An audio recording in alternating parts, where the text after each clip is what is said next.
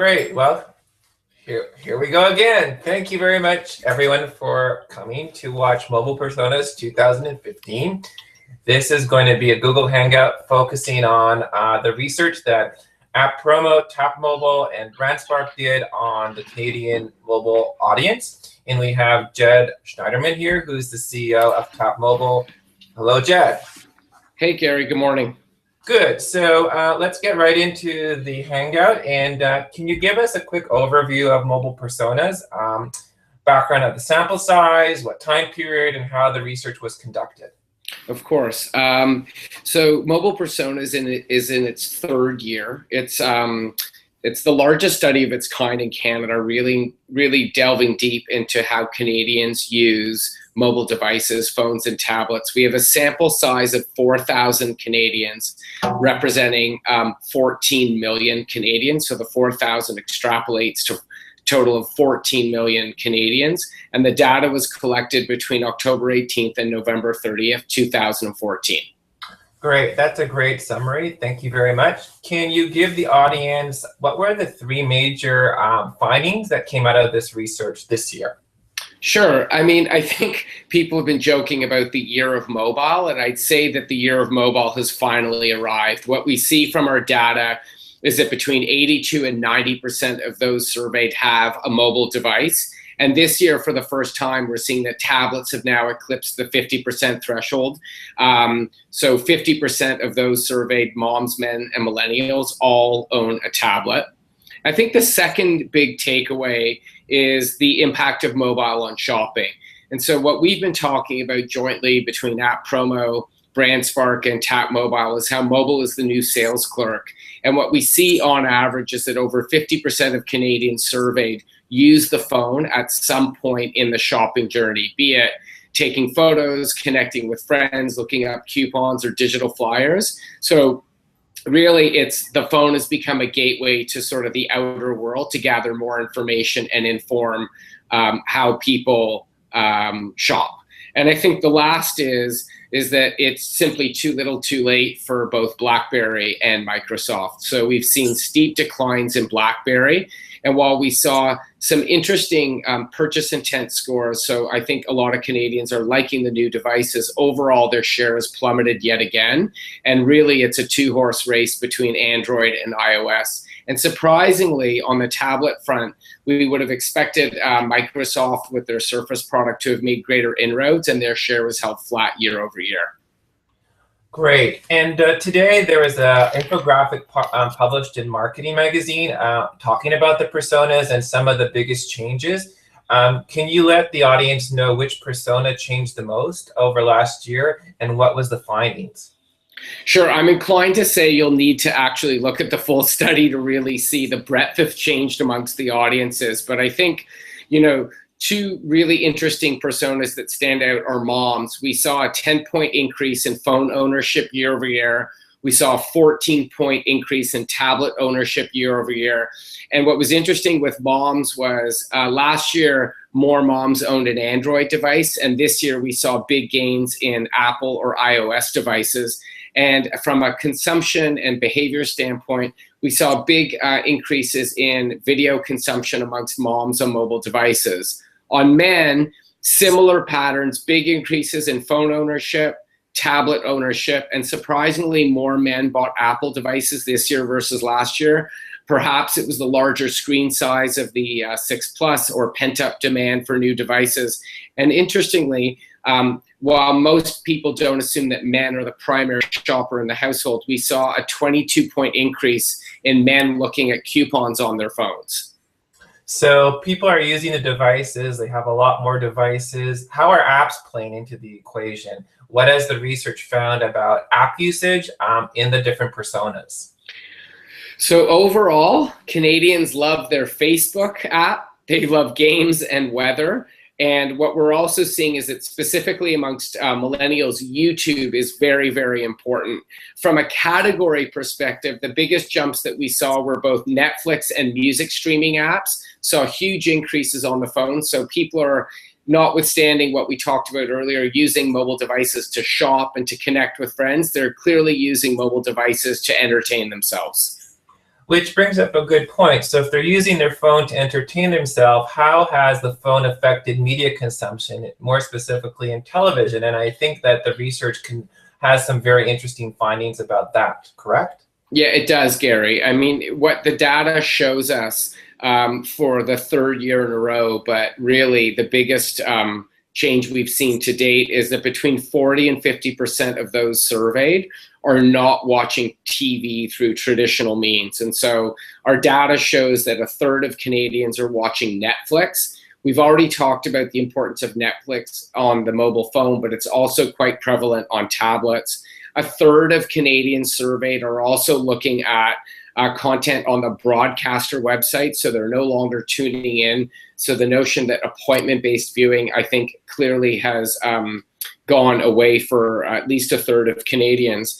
And again, as alluded to earlier, almost half of millennials, specifically 49%, are consuming YouTube on their mobile devices.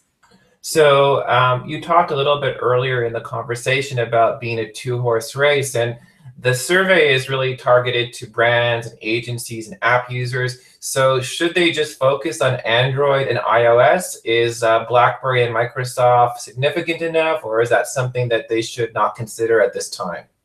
Yeah, so I think that's a really interesting question. I think I'll break it up in two parts. First is that if brands are looking to connect with consumers, they have to include iOS or Apple and Android equally. So if one is developing an app, ultimately you have to develop for both at essentially the same time because they're equally popular amongst moms, men, and millennials. As to your specific question on BlackBerry and Windows Phone, yes, the data suggests that they can in fact be ignored. We're seeing BlackBerry decline to single-digit market share points amongst all personas. I think we know that geographically, BlackBerry is a little bit more prevalent in larger cities with the corporate crowd. But again, from a consumer angle, I think most large brands can ignore both BlackBerry and Windows Phone.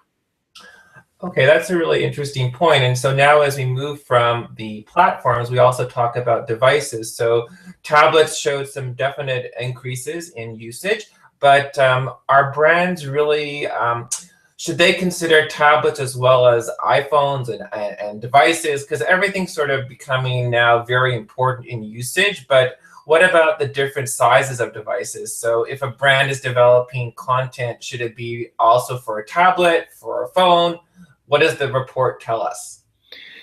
So the report sheds insight or sheds light on a couple things. One is, as we've heard from many of the OEMs or the original equipment manufacturers, tablets are replacing desktop and laptops. And so we are seeing from a consumption standpoint, a lot of long form content, video, news, television is being consumed on tablets. And so I think what that means for brands is that for starters, they need to be omnipresent. The experience for the consumer needs to work no matter what screen the consumer is using.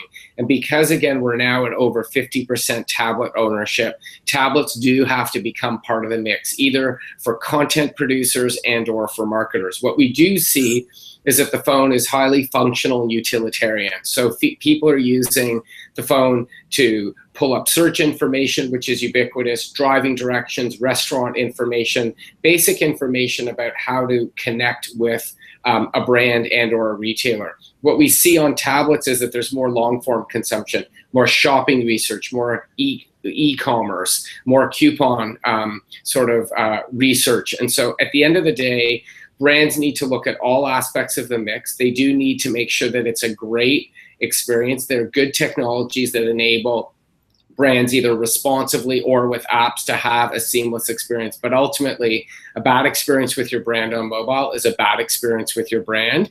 And so brands, businesses, marketers need to make sure that the consumer experience works seamlessly no matter what device they're using.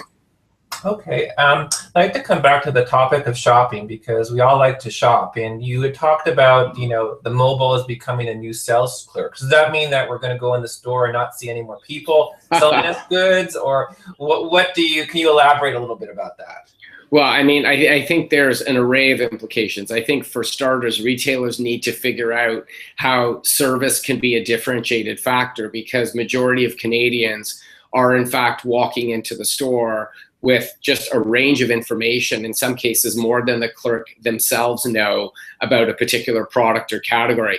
Ultimately, what we see is that almost 50% of those surveyed use their phone in store. And so much like, it ultimately provides a lifeline to the outer world. And so we have seen some massive changes. Groceries and household care for moms saw nearly a 20-point increase year over year in terms of moms both becoming aware of brands through mobile research, as well as actually considering which brands to buy. Men, for example, 66% of them use their phones in store when shopping for television, 68% for computers. And so ultimately, it means that brands need to be found. So that requires organic work on the SEO front or even the SEM front. But at the end of the day, brands need to be found no matter what device, and they're becoming very important categories. Retailers, so those dealing with consumers who are often on their phones when they come into the store, need to figure out how to essentially leverage the research that consumers have done on their phone. They've likely narrowed down their decision, and then retailers need to, through service and intelligent and informed sales clerks, figure out how to help consumers basically at the lower end of the funnel make a decision on the right product to buy. So that's really insightful. You've covered a lot of topics, and there's clearly a lot more in the survey.